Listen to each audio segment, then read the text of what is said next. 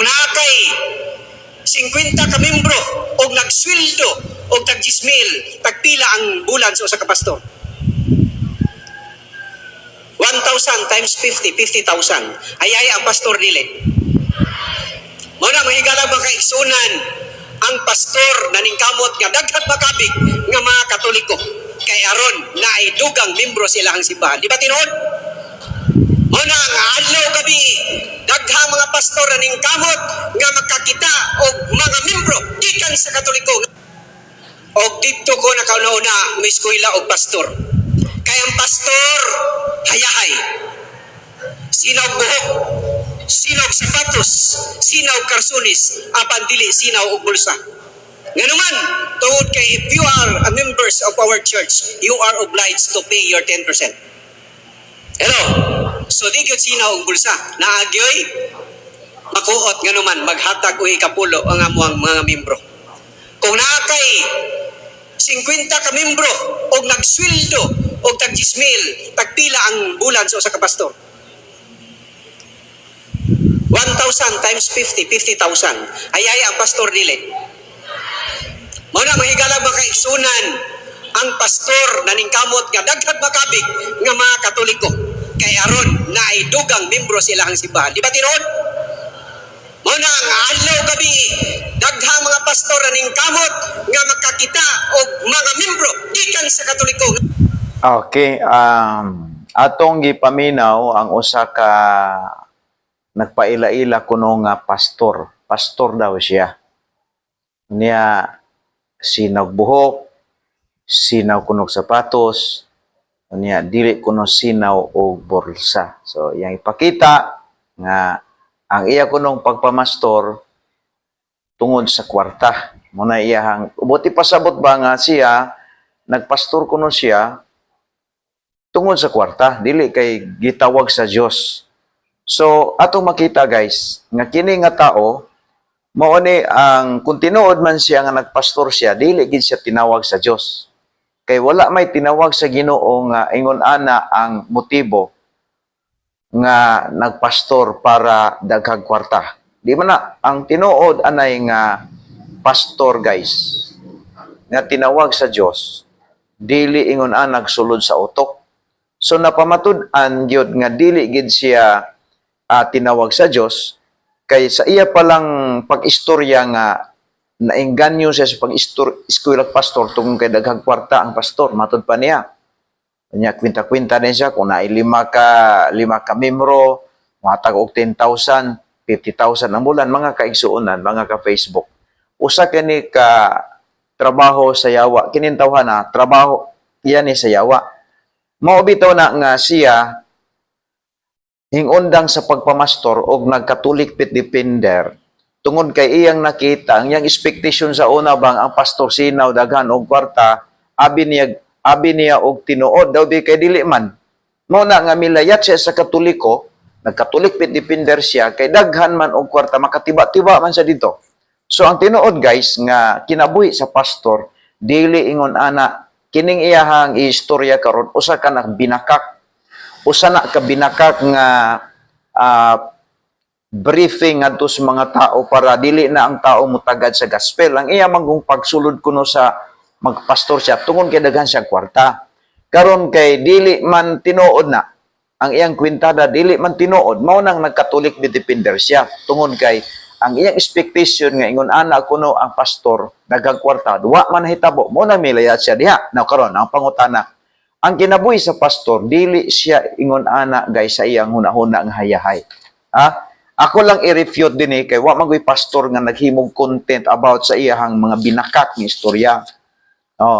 Mao bitaw na sa miana sa Katoliko kay kwartay habol ana. Kay kung tinuod pa na siya nga pastor nga tinawag sa Ginoo, magpabili na sa pastor kay ang pastor guys dili man tawo ni kwartahan.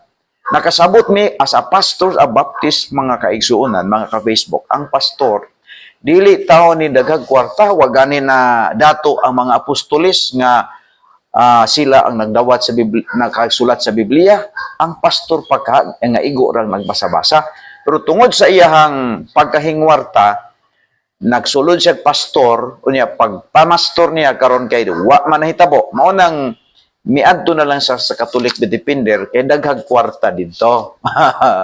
So mo na sa guys, ang iyang gilitok nga mga pinulungan diha, iyang gidaot ang pastor tungod kay siya dili pastor. Mo na gitawag nagpapastor-pastor kining tawhana tungod lang sa kwarta ug dili tungod kay gitawag sa Ginoo. Now atong basahon unsa ang gisulti ni Apostol Pablo dinhi sa iyahang mga sulat nga as a pastors of the Baptist, because we know all the writers of the New Testament Bible was a Baptist. Kani sila di man mo tuog Biblia, Google man ning ilag mga referensya. Now, ingon din ni guys ang Bible. Ingon din ni guys ang Bible sa kining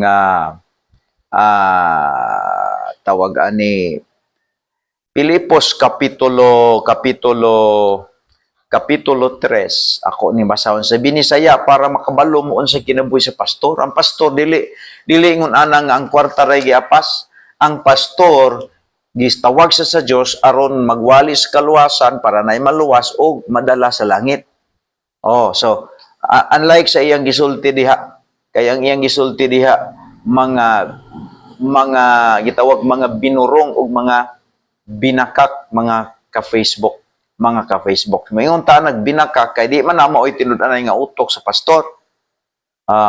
Ingon diri guys sa Ingon diri sa Pilipos kapitulo 4 kapitulo 4. Versikulo 11. Paingon ta sa versikulo 13. Ingon ang Bible. Tanawa, ingon si Paul, abi guys, ang pastor dili man na sa luxury ang kinabuhi.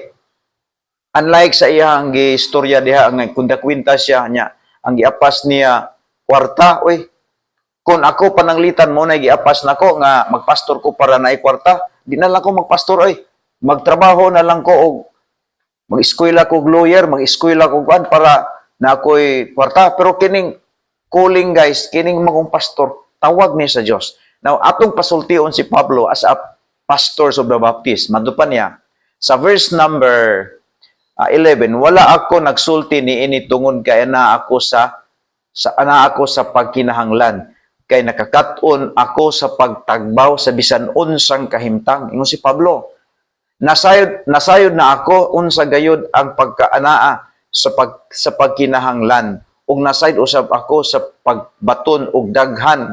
Nakakaton ko ang sikreto sa bisan unsa nga tanang kahimtang, busog ug gutom, pagkinabuhi diha sa kadagaya ug diha sa kawadon. Giklaro ni Apostol Pablo nga gutom ang iyang pag-alagad sa Dios. Wala ang pastor guys, balikon ako as a pastor of the Baptist, wala ko nga miani sa ministry kay gusto nga unsa man manapi.